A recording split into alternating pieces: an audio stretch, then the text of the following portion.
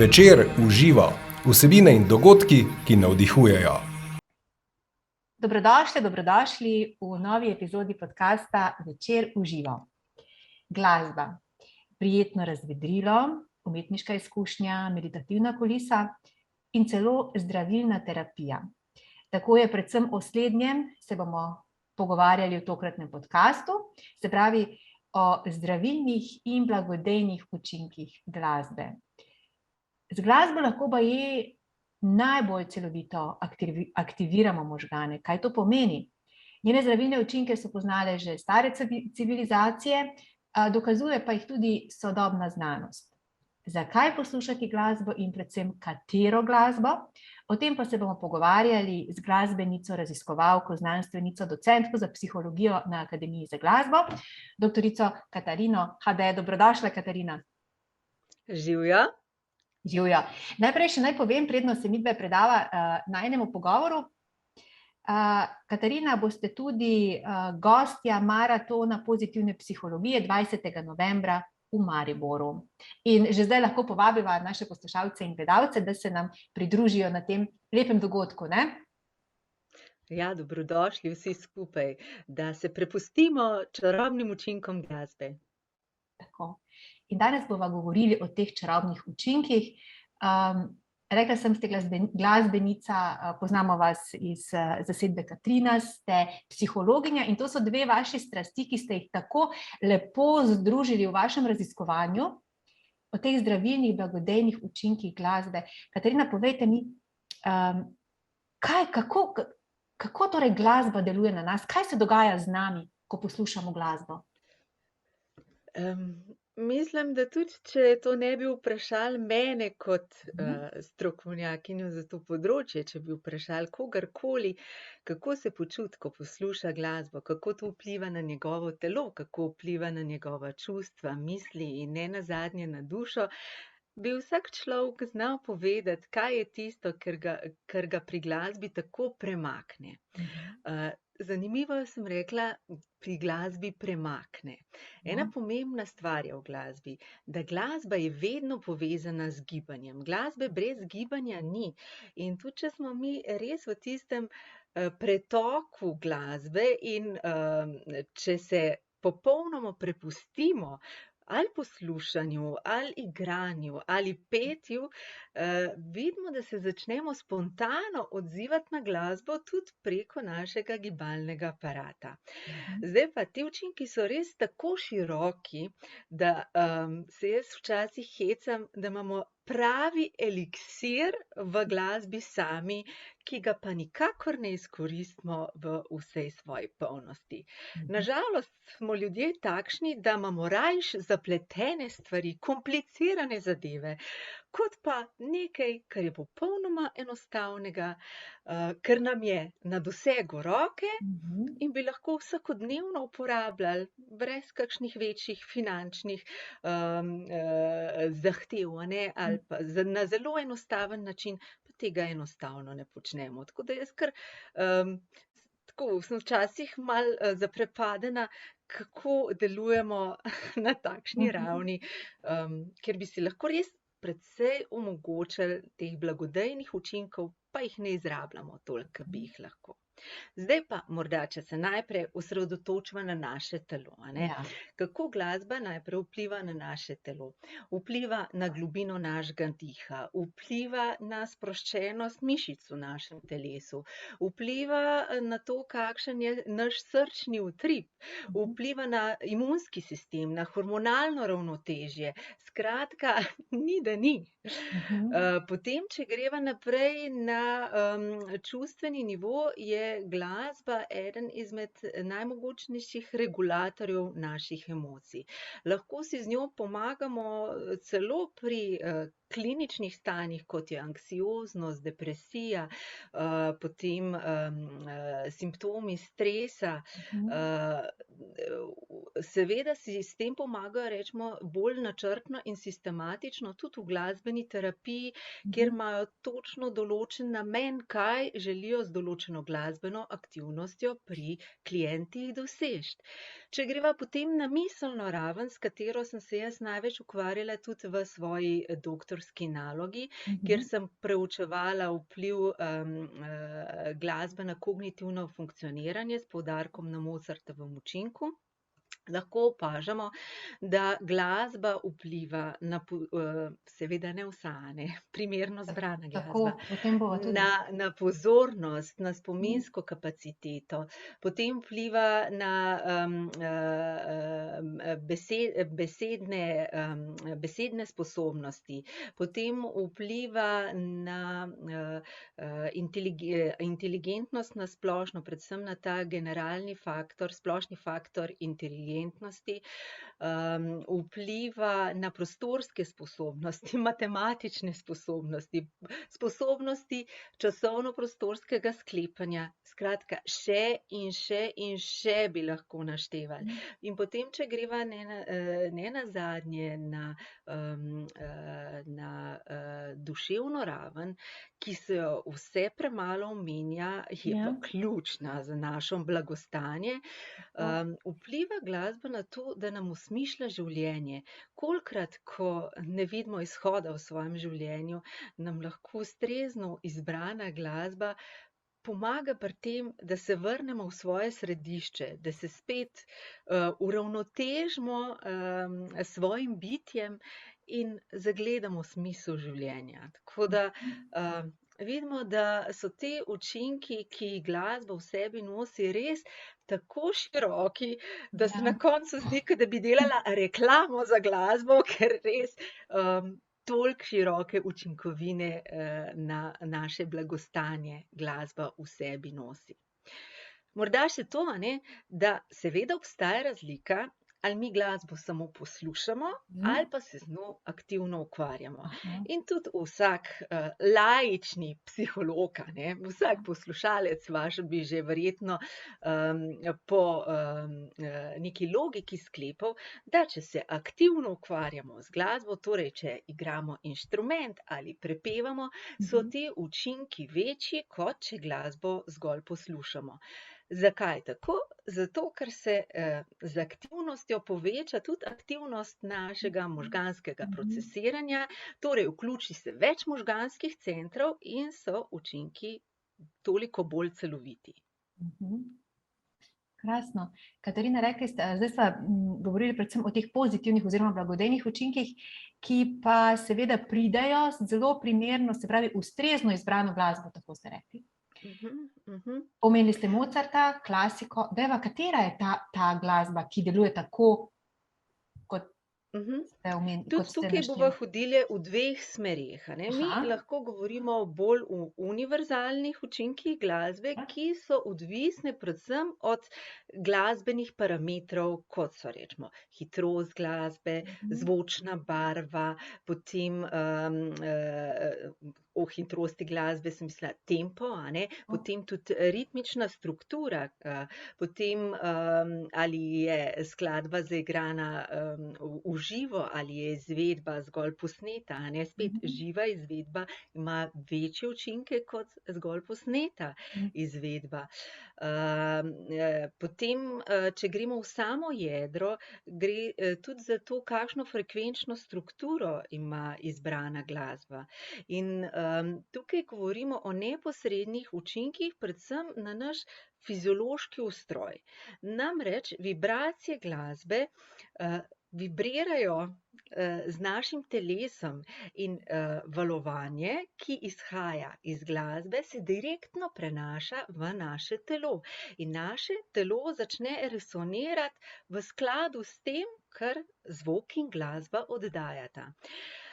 In te učinki so univerzalni in tukaj govorimo o bolj blagodejnih, bolj pozitivnih učinkih določenih glasbenih zvrsti, kot je recimo baročna glasba, ki v sebi nosi veliko simetrije in ta simetričnost se potem vnaša tudi v simetričnost oziroma neko urejenost v našem organizmu. Potem rečemo, zakaj klasična glasba?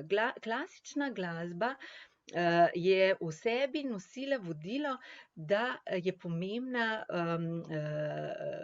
pomembno vračanje k naravi, torej harmonija, a ne. In ravno tako tudi se to, kar je v klasični glasbi prisotno, ne, ta harmoničnost, se potem prenaša na človeka in vpliva na njegovo počutje, čisto pravim na tej fiziološki ravni, a ne. In tega se mi dostikrat niti ne zavedamo. Ti glasbeni parametri delujejo na naš organizem nezavedno, a ne, na to, kar sem prej govorila, na globino dihanja, na srčni utrip, potem celo na prevodnost naše kože, a ne. Potem imamo pa po drugi strani učinke, ki so bolj vezani na našo osebnostno strukturo, na naše preference. Namreč, če nam je določena glasba bolj všeč, bo seveda imela za nas bolj pozitivne učinke. Za nekoga, ki ima rad, recimo, heavy metal glasbo, bo celo ta glasba, ki po teh glasbenih parametrih v sebi nosi precej destruktivne značilnosti, bo na nekoga vplivala čustveno pozitivno in s tem prenašala tudi na fiziološki nivo pozitivne učinke. In tukaj zmeraj rada povem eno zgodbo, ki sem jo slišala od doktorja Ščuke na enem predavanju, ki je povedal, da ko je on delal z mladostniki, ki so bili depresivni, je kot eno izmed terapevtskih metod uporabljal to, da je poslal oziroma da so te posamezniki, mladostniki poslušali rave glasbo, ki ima spet v osnovi dosti negativne učinke, kar se tiče neke normalne populacije na ta fiziološki nivo, zato ker se srčni utrip poveča tako, kot bi bili mi pod stresom, a ne. Ampak recimo za enega depresivnega mladostnika je pa to bila potrebna stimulacija, ki je razbila tisti krogotok, a ne, enostavno je bil tako močen dražljaj, da je prebil ustaljeni vzorec čustvenega obnašanja in mogoče omogočil preboj tega depresivnega doživljanja. Tako da vidimo, da če govorimo o vplivih glasbe na čustveno stanje, potem odgovori niso tako enoznačni. In tudi se mi ne zdi prav, ker v nekih raziskavah tako posplošujejo, a ne, rečemo heavy metal glasba, rave glasba, to nosi zgolj negativne učinke. Ni res, odvisno je od posameznika, a ne. In tudi znotraj heavy metal glasbe, jaz tudi rečem, obstaja več različnih smeri. In če poslušamo kakšno heavy metal balado, definitivno s svojimi glasbenimi parametri vpliva drugače kot kakšna res takšna destruktivna, močna, glasna, hitra heavy metal skladba. Tako da ni toliko za posploševati. Moramo res vedeti, o čem vse govorimo, a ne. Če prav razumem, zdaj iz tega ven potegnem, ni samo toliko v sami glasbi, ampak v našem odnosu, ne, naši percepciji. Sigurno tudi to. Tako je, a ne. Zdaj pravim, ne, eno je, ali govoriva o prvinah zvoka in glasbe, s tega vibracijskega, frekvenčnega nivoja, ali pa zraven vneseva še ta socialno-kulturni kontekst, ki pa ravno tako odigra pomembno vlogo, a ne. Ker tudi lahko se vprašamo, kako bi za neko pleme, afriško pleme, recimo, ki še nikoli ni poslušalo klasiko, pa bi jim dali za poslušati klasiko, kako bi to na njih učinkovalo, ker to ni del njihove kulture, a ne. Pa kako bi na nas, recimo, učinkovala neka indijska glasba, ki po vseh parametrih nosi neke pozitivne učinkovine, vendar je nam tuja, a ne. Tako da moramo res en tak celoten kontekst vzeti v obzir pri Ne? tem presojanju pozitivnih ali negativnih učinkov. Ja pa, Katarina, vseeno obstaja pa, no se zdaj ne vem, ali je to sploh smiselno vprašati, ampak vseeno, je pa katera zvrst ali pa katera oblika glasbe, ki jo pa vi ne bi priporočili? Glede na zdajšnji odgovor,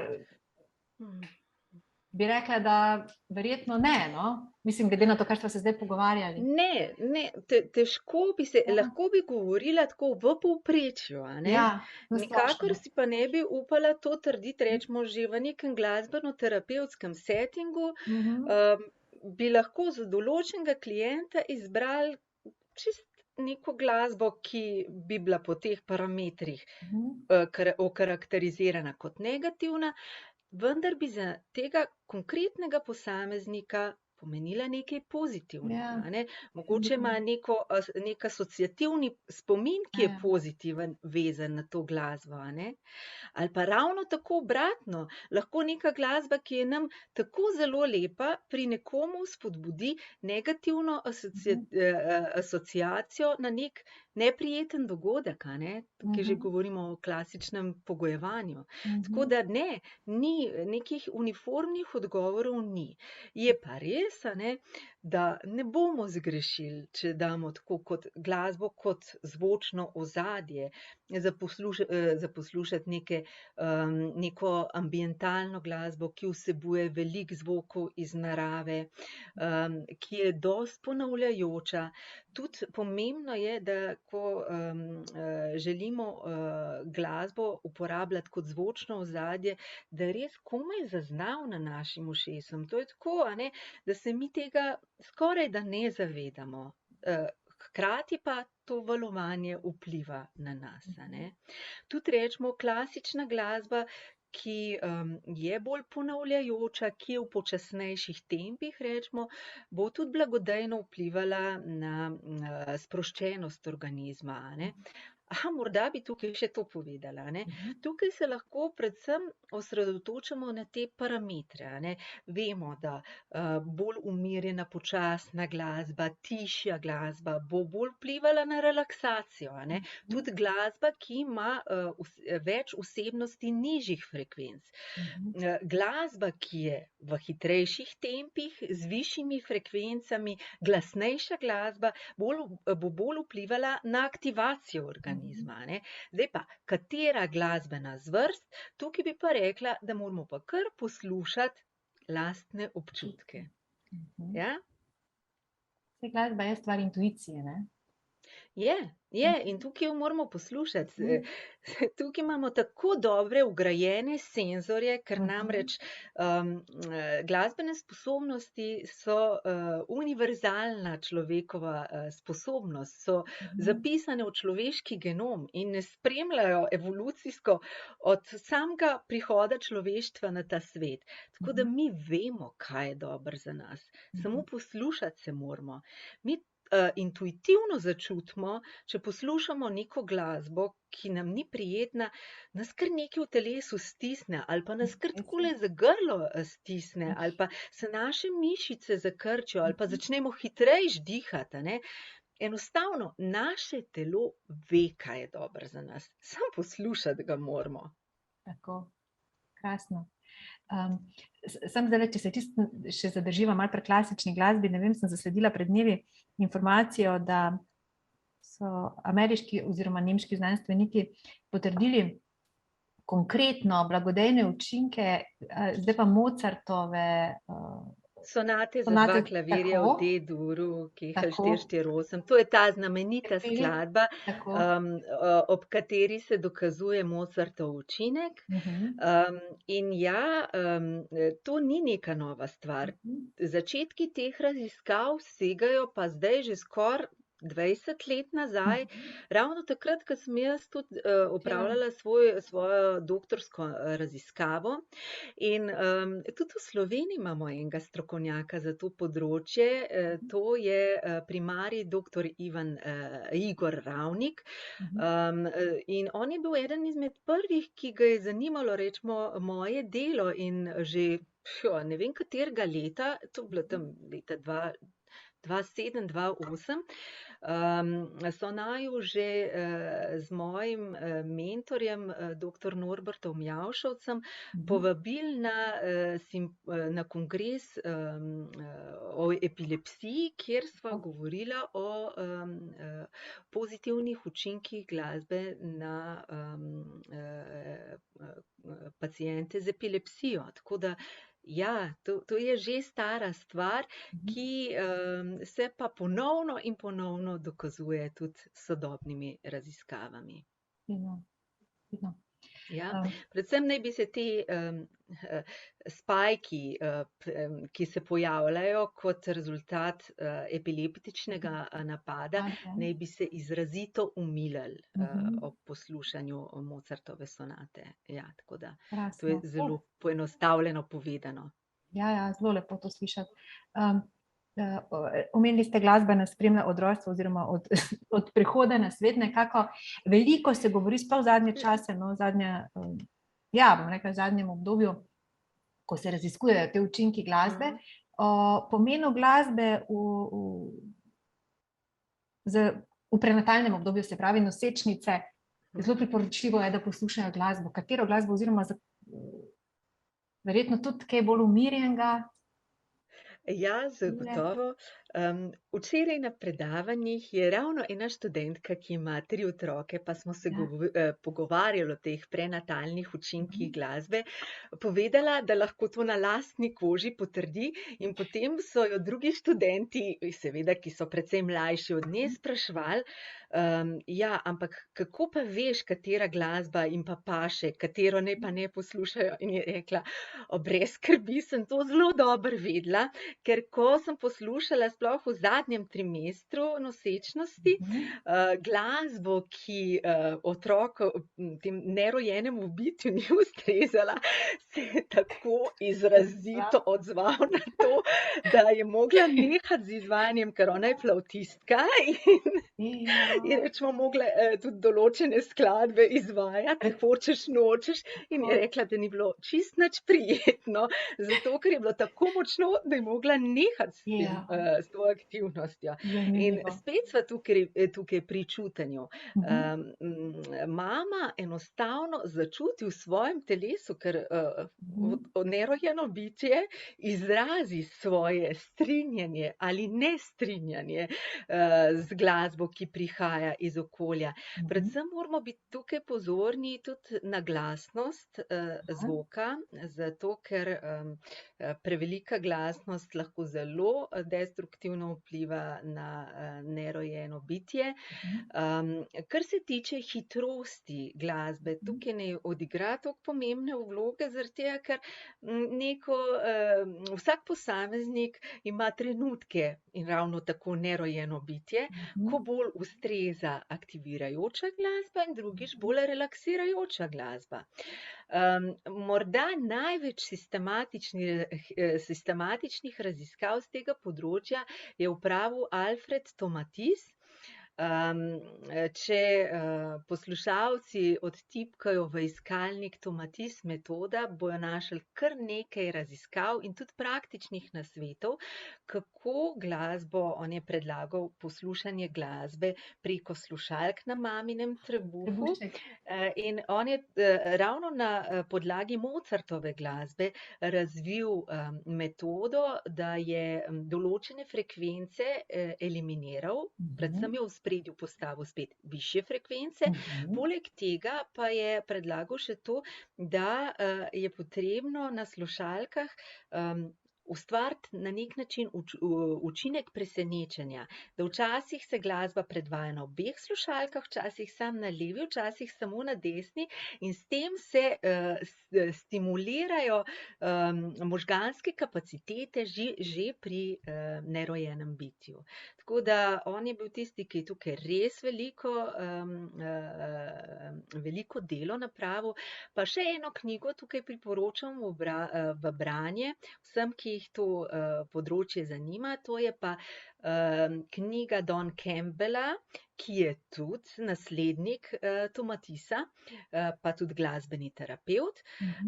Mozart za otroke, ki je celo prevedena v slovenščino. Tako da veliko uporabnih nasvetov, kako v različnih razvojnih obdobjih, od prenatalnega obdobja, pa ne vem, mislim, da je do vstopa v šolo, ne spomnim se točno, ampak skozi obdobje otroštva so napisani tudi kot neki takšne vrste recepti, kako uporabljati glasbo za stimuliranje otroka.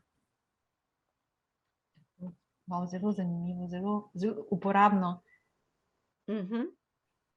Katarina, Zdaj pa še ja. ena stvar, ki sem se spomnila, tudi to, kar se tiče prenatalnega obdobja. Tudi tukaj se je pokazalo, da največje učinke, da ne gre toliko za zvrst glasbe, ampak da največje učinke nosi to, ali mamica, rečemo, sama prepeva nerojenemu bitju. A ne? In tudi potem, ko se dojenček rodi, je bilo dokazano, da najbolj relaksirajoče vpliva na dojenčka petje uspavank z maminim glasom. In da že novorojenčki prepoznajo in se bolj pozitivno odzovejo na mamin glas, kot na glas kogarkoli drugega. Zato vsem mamicam vedno rečem, ne se ukvarjati s tem, a imaš posluh ali nimaš posluha, ker dostikrat slišim potem to, pa jaz nimam posluha, rajši ne bom otroku pela, da slučajno ne bom negativno vplivala na njega. Ne gre za to, gre za to, da tukaj se vrnemo k izvorni funkciji glasbe, k povezovanju. In na ta način mamica z otrokom, pa ne samo mamica, tudi očki z otrokom vzpostavljajo najbolj pristno čustveno vez. In tako simpatično je gledati, kako se otroci potem začnejo odzivati na to in imitirati glas. In potem je ena taka zanimiva luštkana govorica, namreč prvi govor za otroka je glasbeni govor.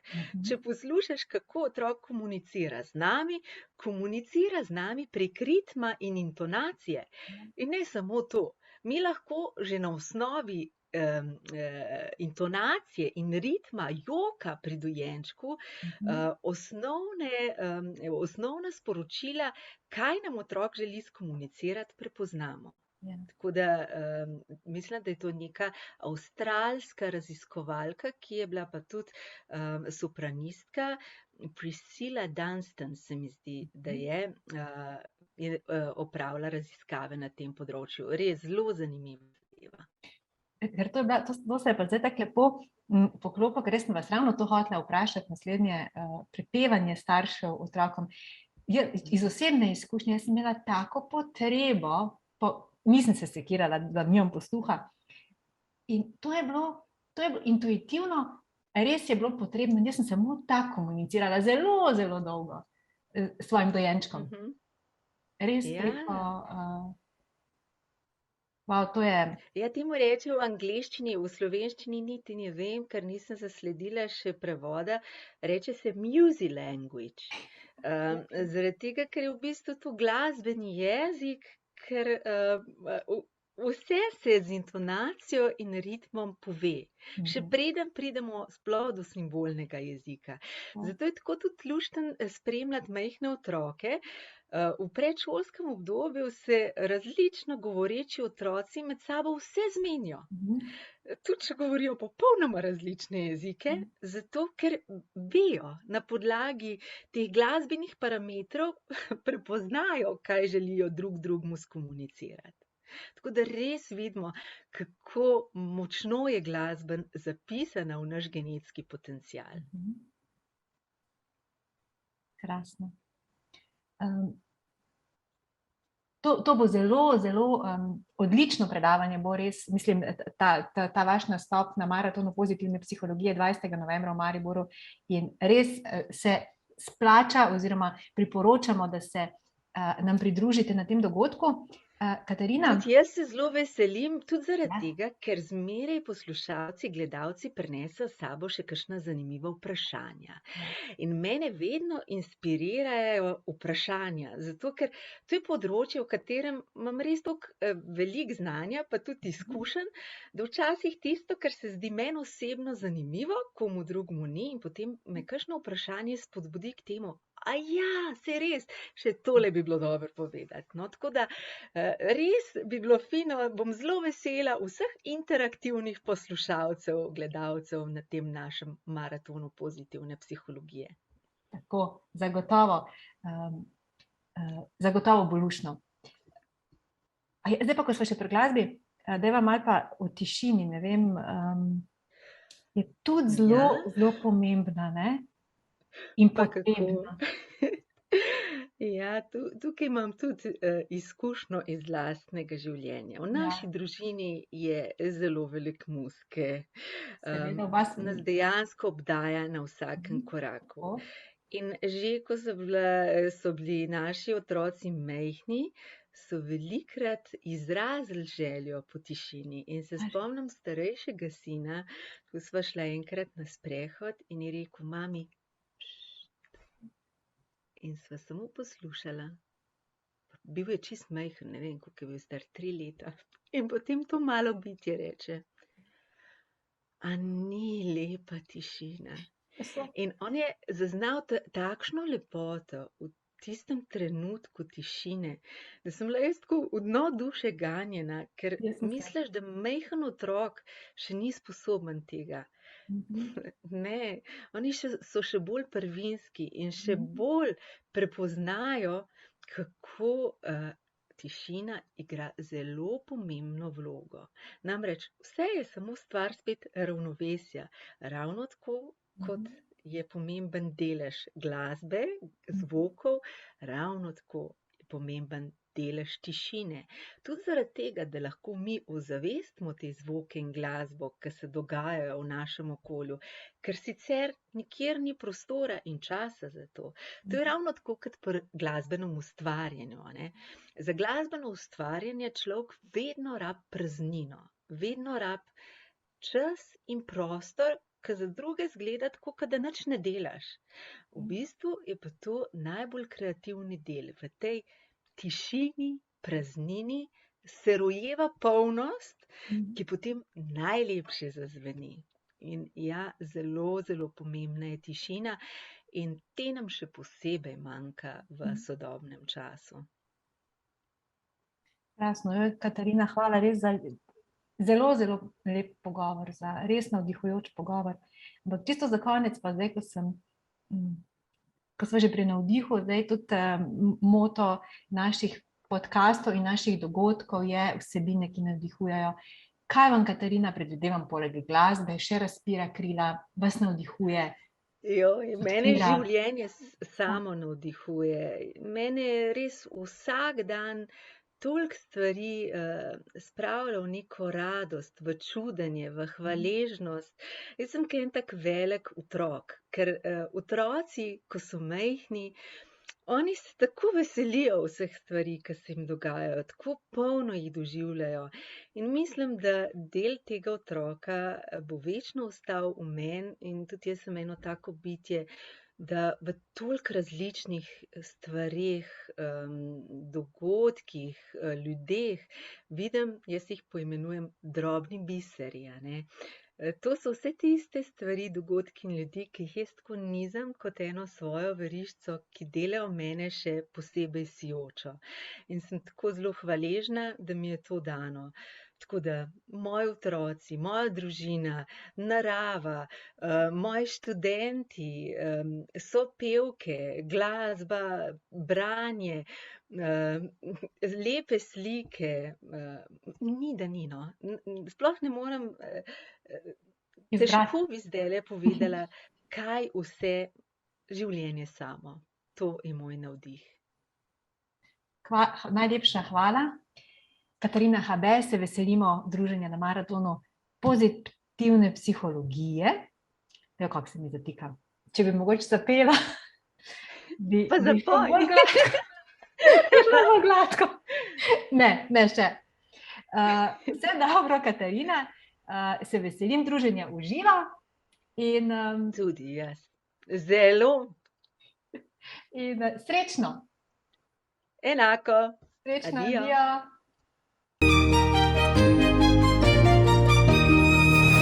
Večer v živo. Vsebine in dogodki, ki navdihujejo.